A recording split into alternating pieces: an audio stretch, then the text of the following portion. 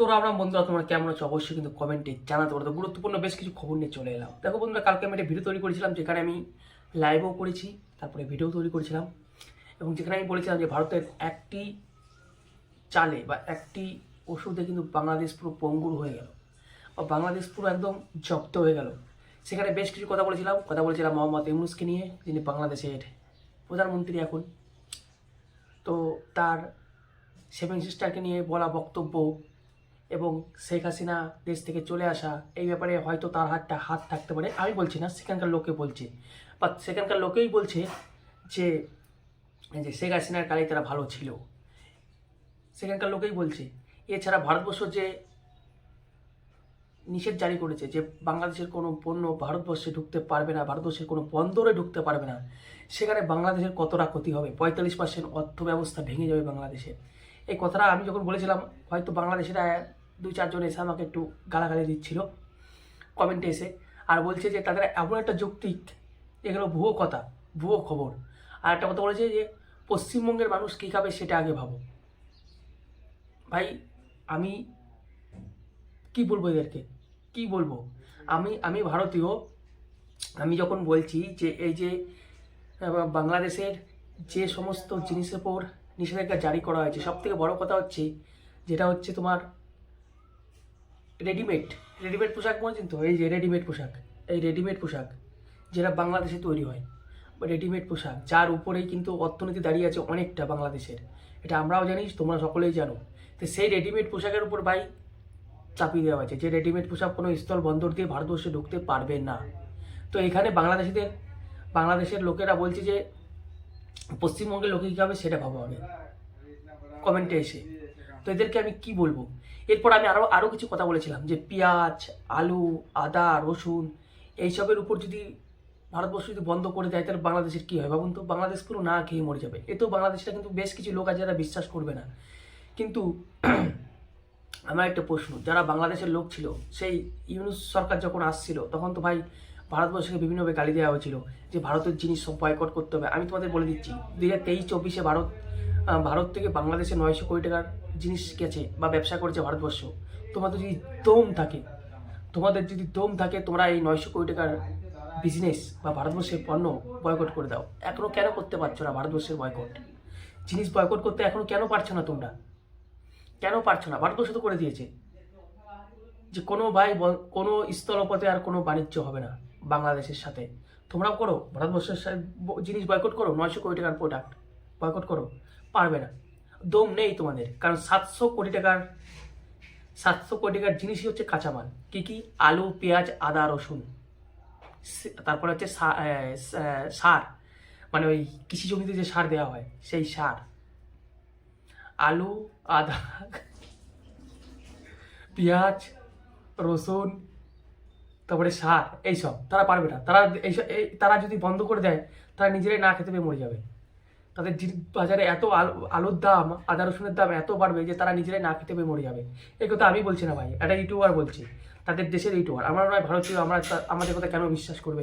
কিন্তু বাংলাদেশের যারা ইউটিউবার তাদের কথা তো বিশ্বাস করবে। আমি ইউটিউবারের ভিডিওগুলো আমি দিয়ে দেবো যে তারা কি আলোচনা করবে। ইন্ডিয়ার আমদানি রপ্তানি ছাড়া, ভারতের আমদানি রপ্তানি ছাড়া বাংলাদেশের অর্থনীতি মুখ থুবড়ে পড়বে, এটা একটা শিশু বোঝে। যে যারা জোর করে বা আমাদের আঞ্চলিক ভাষা যদি ঘাওরামি করে, তেরামি করে বলে, সেটা আলাদা বিষয়। কিন্তু রিয়েলিটি, মানে বাস্তবতা কিন্তু আলাদা জিনিস। আপনি সাধারণ আপনার পড়শির সাথে আপনি চলতে পারবেন না পড়শিকে ছাড়া। আর সে জায়গায় ভারত একটা বৃহত্তর রাষ্ট্র, এত বড় রাষ্ট্র, মানে তারা পৃথিবীতে 3য় থেকে 5ম অর্থনীতির দেশ, এবং যেই দেশের অর্থনীতি, যে দেশ থেকে আমদানি না করলে আমরা চলতে পারি না, সেই দেশটার সাথে আপনি এতদিন ইন্ডিয়া বয়কট করছেন, এখন ইন্ডিয়া আপনাকে বয়কট করে দিয়েছে। আমি এটা আগে ভবিষ্যৎবাণী করেছিলাম যে বাংলাদেশ যদি কোনো কারণে তারাই আমাদের বিরুদ্ধে দাঁড়িয়ে যায় এক সময়, বাণিজ্য যুদ্ধ শুরু করে। কারণ দেখেন, তাদের সামনে যে অস্ত্রটা ফুড চেইন, তারা শুধু যদি আসলে তারাই আমদানি রপ্তানি বন্ধ করার মধ্যে তারা কিন্তু ফুড চেইনটা কেটে দিল, যেটা আমি আগেই বলেছিলাম, সম্ভাবনা দেখেছিলাম। ফুড চেইনটা কেটে দিলে বাংলাদেশে কিন্তু মানুষ এমনি হারামি। আপনি দেখবেন যত বড় হাজি আর কাজী হোক, রমজান মাসে এলে কিন্তু সে 10 টাকার জিনিস 30 টাকা বেচার চিন্তা করে। তো এক মাসেই সে এরকম, রমজানে এরকম হয়ে যায়। তো বাংলাদেশে যখন ভারত আমদানি রপ্তানি বন্ধ করে দিবে, এই দেশের যে কোনো জিনিস, আপনি যে কোনো জিনিস, খাদ্যদ্রব্য বলেন, প্লাস্টিক বলেন, কারখানার মালামাল বলেন, যে কোনো জিনিস জাম করে এগুলো বেড়ে যাবে এবং আমরা মানে ভয়াবহ বিপদের মুখোমুখি। আমাদের সাথে ভারতকে যুদ্ধ করতে হবে না, জাস্ট ফুড চেইনটা কেটে দিলে আমরা বিপদে পড়ে যাব। সম্ভবত আমরা সেই বিপদের দিকে পড়ে যাচ্ছি। প্রথমে তারা এই 2-3টা রাজ্যের সীমান্তে তারা কারফিউ জারি করেছিল, ঠিক তার 10 দিন পরেই দেখেন কি করলো, পুরো আমদানি রপ্তানি বন্ধ করে দিল।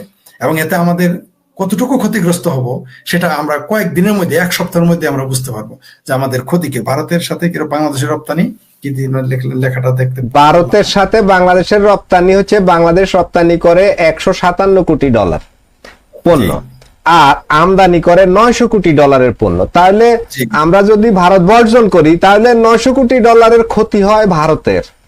হ্যাঁ, ঠিক না? তাহলে আমরা বর্জন করছি না কেন? কেন আমরা এতদিন এত হই হল্লা করলাম ভারতীয় পণ্য বর্জন, এখন আমরা কেন বর্জন করতে পারতেছি না ভাই? একটু আমি বুঝতেছি না বিষয়টা। অদ্ভুত ব্যাপার, মানে স্ববিরোধী কথা দেখছেন তো, যারা একই মুখে 2 রকম কথা বলে, যেটা আরবিতে মুনাফেকি, ইংরেজি হিপোক্রেসি, বাংলায় ভণ্ডামি।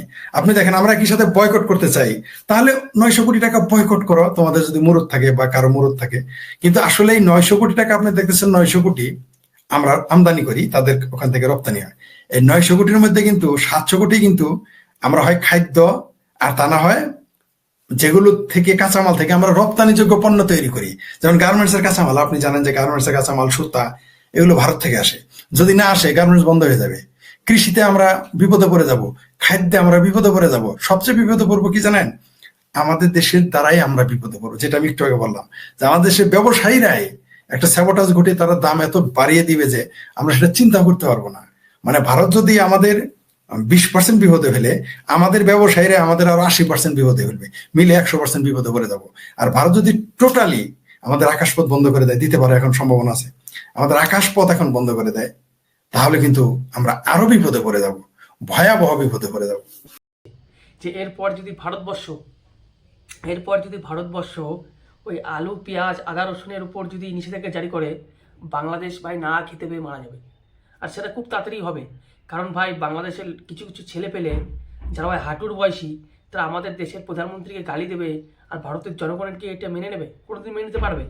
ভারতের জনগণ এটা কোনোদিন মেনে নিতে পারবে না। এটা কিন্তু বাংলাদেশিদের বোঝা উচিত। যে আগে দেশ, যে আমাদের দেশের ভিতরে যে নানান সমস্যা থাকতে পারে, কিন্তু দেশের বিপদে সবাই কিন্তু একট্টা হয়ে যায়। এটা হচ্ছে ভারতীয়দের পরিচয়। এটা বাংলাদেশের হয়তো বোঝে না, বাংলাদেশের কিছু মানুষ বোঝে না, কিন্তু কিছু মানুষ কিন্তু বুঝছে। তারা কমেন্টে ভাই লিখছে যে হ্যাঁ ঠিকই বলছো, কারণ শেখ হাসিনার কালেই তো ভালো ছিল। আর ভারতের প্রত্যাশা কী ছিল, ভারতের আশা কী ছিল? বাংলাদেশ থেকে একটা করিডোর, যাতে 7 সিস্টারের সঙ্গে যোগাযোগ করতে পারে। সেই করিডোরের সাপেক্ষে ভাই টাকাও নিত, বাংলাদেশকে টাকাও দিত ভারতবর্ষ।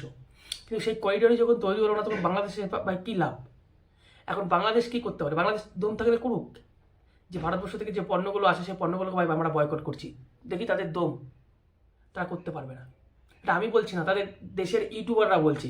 সেই ভিডিও আমি লাগিয়ে দেবো, সেই দেশের ইউটিউবাররা বলছে। তারপর যদি আকাশ সীমা বন্ধ করে দেয় ভারতবর্ষ, বাংলাদেশ পুরো একদম মরে যাবে। কিন্তু তারা ভাবছে তো ভারতের বিশাল বড় ক্ষতি হবে। ভারতের কোনো ক্ষতি হবে না। ভারত এত বড় একটা রাজ্য, ভারত এত বড় একটা দেশ, যে ভারতের সঙ্গে আরও বিভিন্ন দেশের সঙ্গে ভাই বাণিজ্য হয়। বাংলাদেশের সঙ্গে কত বাণিজ্য হয় ভারতের? একটু গুগলে সার্চ করে দেখুন না, ভারতবর্ষ কত বিজনেস করে বাংলাদেশে, একটু গুগলে সার্চ করে দেখুন। তো বাংলাদেশ যদি নাও কেনে, ভারতের কোনো ক্ষতি হবে না ভাই, কিন্তু ক্ষতিটা কার হবে? বাংলাদেশের লোক পুরো না খেয়ে মরে যাবে। তো বাংলাদেশের কিছু লোক বুঝছে, কিছু লোক বুঝছে না। কিছু লোক আমার কমেন্টের সামনে গালি দিচ্ছে, ভুয়ো মিথ্যে কথা বলছো এইসব। তা আমি যে ভিডিওটা লাগাবো সেটা তোমরা দেখেই নেবে। তোমাদের দেশের লোকই বা তোমাদের দেশের ইউটিউবাররা কী বলছে, তারা ভাই নির্দিষ্ট কথাই বলছে। আজকে লোকগুলো কই যারা সেই বলতো ভারতের পণ্য বয়কট, তারা করুক দম থাকলে।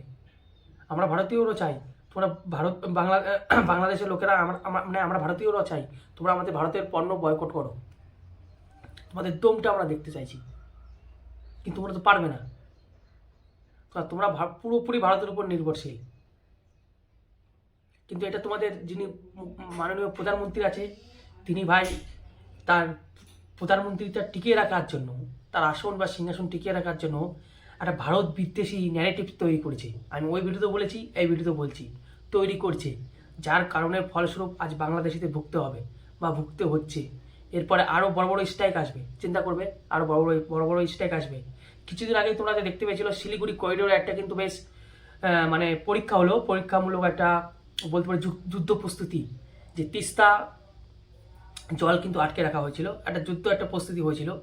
তো সেটা ভবিষ্যৎকালের জন্য প্রস্তুত করে রাখা হচ্ছে। তো তোমরা তৈরি থেকো, আর আমি যে ভিডিওটা দেবো সেই ভিডিওটা তোমরা দেখবে যে বাংলাদেশের লোকেরা কি বলছে, বাংলাদেশের ইউটিউবাররা কি বলছে। তারাই নিজেরাই বলছে যে ভারতবর্ষ এই যে স্ট্রাইক করলো, নিষেধাজ্ঞা জারি করলো, এতে বাংলাদেশের প্রচুর পরিমাণে ক্ষতি। এবং এরপর যদি আলু পেঁয়াজ আদা রসুনের উপর যদি স্ট্রাইক করে দেয়, বাংলাদেশের লোক না খেতে পেয়ে মরে যাবে, না খেতে পেয়ে মরে যাবে। আর যদি বিমানবন্দর চলাচল যদি বন্ধ করে দেয়, বাংলাদেশ তো পুরো নরকে হয়ে যাবে, নরক চলে যাবে না বাংলাদেশ। এটা আমি বলছি না, বাংলাদেশের ইউটিউবাররা বলছে। সেই ভিডিও আমি তোমাদের দেবো, হয়তো কপিরাইট ক্লেম দিতে পারে, কিন্তু তবুও আমি দেবো, চেষ্টা করবো সেই ভিডিও দেওয়ার। এবং তোমরা আমাকে কমেন্টে জানাও ভাই। আর বাংলাদেশে যারা এখনও শিক্ষিত মানুষ আছো, তারাও একটু জিনিসটাকে বোঝার চেষ্টা করো যে তোমাদের দেশ ধীরে ধীরে কোন দিকে যাচ্ছে। তোমরা শুধু ওই কথায় টাইগার আছো, ফেসবুকে ইনস্টাগ্রামে ওই কমেন্টে লিখবে আমরা টাইগার, আমরা টাইগার। আসলে তোমাদের সত্যিকারের জীবন হচ্ছে তোমরা হচ্ছে দিঘি বিল্লি মানে মধ্যে তো বিড়াল, সেই বিড়ালের অবস্থায় তোমাদের পরিণত হয়েছে। তাই তো ভাই সেন্ট মার্টিন দ্বীপ তোমাদের হাত থেকে চলে গেছে আমেরিকার দখলে, তারপর আরকান বাহিনী তোমাদের দেশের ভিতরে ঘুরে বেড়াচ্ছে, তোমরা কিছুই করতে পারছো না। তো কি আর বলবো, আমার আর কিছু বলার নেই। বাংলাদেশ ধীরে ধীরে কীভাবে শেষ হচ্ছে সেটাই আমাদের দেখার কথা, আর সেটাই আমরা দেখছি। কারণ ভাই তোমরা আমাদের দেশকে গালি দেবে, আমাদের দেশের প্রধানমন্ত্রীকে গাল দেবে, এটা তো মাথা পেতে নেওয়া যাবে না। তার জন্য কিছু তো একটা করতেই হতো, তাই কিছু একটা করেছি। এরপর ধীরে ধীরে আরও অনেক কিছু হবে, তোমরা শুধু দেখতে থাকো কি কি হতে যাচ্ছে। আর যে ভিডিওটা কথা বললাম সেই ভিডিওটা আমি অবশ্যই দেবো। আর কি বলবো, আগামী ভবিষ্যতে বলবে বাংলাদেশ কোন পরিণতি হবে। আমি আবারও বলছি, বাংলাদেশের সঙ্গে ভারতবর্ষ কোনোদিন যুদ্ধে যাবে না। কারণ ভারতবর্ষ কি জন্য যুদ্ধে যাবে ভাই? কারণ ভারতের কাছে সব কিছু, জল, খাবার, সব কিছু তো ভাই ভারত থেকে যায়। ভারত যদি চায় সেগুলোকে এরকম বন্ধ করে দেবে। আর এরকম বন্ধ করলে বাংলাদেশ পুরো বিনা অক্সিজেনেই মরে যাবে, বিনা খাবার জলেই মরে যাবে বাংলাদেশ। তো ভারত কোনো সময় বাংলাদেশের সঙ্গে যুদ্ধ জড়াবে না। পাকিস্তানের অবস্থা দেখেছি তো, পাকিস্তানের সঙ্গে যুদ্ধ করে আমরা কি লাভ পেয়েছি? পাকিস্তানকে পুরো পঙ্গুর করে রেখে দিয়েছি। এখন যে খবর আসছে যে পাকিস্তান আর নিউক্লিয়ার দেশ হিসেবে নেই, হয়তো কিছুদিন পর শুনতে পারবে যে পাকিস্তান আর নিউক্লিয়ার দেশ নেই। যে নিউক্লিয়ার মারার একটা মানে হুমকি দিত ভারতবর্ষকে, সেই হুমকি আর দিচ্ছে না। তারা কেন দিচ্ছে না? তাদের নিউক্লিয়ার বেস ধ্বংস করে দিয়েছে ভারতবর্ষ। নিউক্লিয়ার কি জিনিস সেটা বুঝিয়ে দিয়েছে। আর বাংলাদেশের কথা বলছি, বাংলাদেশকে যুদ্ধ করবে না, বাংলাদেশকে যা এই একটা করে খালি কাটবে, যে আজকে এই বন্ধ করবো, কালকে ওই বন্ধ করবো, আর বাংলাদেশের লোক না খেতে পেয়ে এমনিই মরে যাবে। আমি বলছি না, বাংলাদেশের ইউটিউব চ্যানেলে যেটা হয়ে যাবে সেটা দেখাবো তোমাদের, তারপর তোমরা সেটা দেখবে আর আমাকে কমেন্টে জানাবে।